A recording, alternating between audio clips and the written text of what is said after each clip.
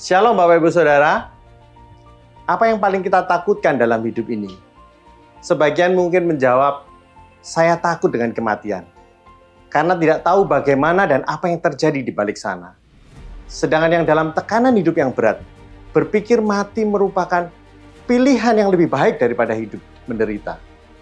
Paulus dalam Filipi 1 ayat ke-21 menyatakan, karena bagiku hidup adalah Kristus dan mati adalah keuntungan.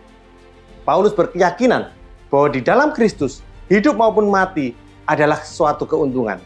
Semuanya baik, tidak ada hal yang merugikan. Walau Paulus banyak sekali menderita sepanjang pelayanannya, Paulus menganggap hidup adalah suatu kesempatan menjalankan tugas dan panggilan dengan sepenuh hati melayani Kristus. Baginya Kristus adalah tujuan dan fokus hidupnya. Apa yang diinginkan Kristus jauh lebih utama dari keinginannya pribadi. Maka dalam seluruh hidupnya, Paulus mengejar keserupaan Kristus dan mengarahkan setiap tindakan, perkataan, dan keputusannya untuk memuliakan Kristus. Bagi Paulus, mati di dalam Kristus adalah keuntungan karena kematian di dalam Kristus bukanlah akhir yang menakutkan, seperti yang dipikirkan banyak orang. Sebaliknya, kematian justru menjadi penggenapan janji pengharapan bagi orang percaya. Awal kehidupan yang lebih baik, suatu kehidupan yang kekal bersama dengan Kristus dalam maknanya yang utuh dan penuh. Bapak Ibu Saudara, hidup di dalam Kristus bukan hanya berbicara tentang kesuksesan, berkat, atau terjawabnya doa kita di dunia ini.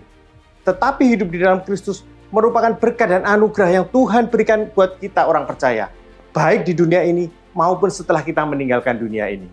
Kematian jasmani adalah suatu yang pasti akan kita hadapi. Bukan suatu yang menakutkan, karena saat kematian itu terjadi, ada janji kekekalan dan kemuliaan bersama dengan Kristus yang tidak dapat dibandingkan dengan keadaan dunia ini. Dan jika kita masih diizinkan hidup di dunia ini, artinya kita dipanggil untuk terus mengarahkan hidup kepada Kristus. Di dalam setiap aspek kehidupan kita, baik itu pekerjaan, keluarga, pergaulan, maupun pelayanan, semuanya harus mencerminkan ajaran Kristus. Setiap tindakan dan keputusan yang kita ambil di dunia ini bukan didasarkan dengan apa yang menurut kita baik dan benar, tetapi apa yang diinginkan Allah dalam hidup kita. Untuk itu, mari kita menundukkan diri kepada Kristus dengan kerelaan, terus belajar mengenal Tuhan dan kehendaknya, hidup menyenangkannya hari demi hari.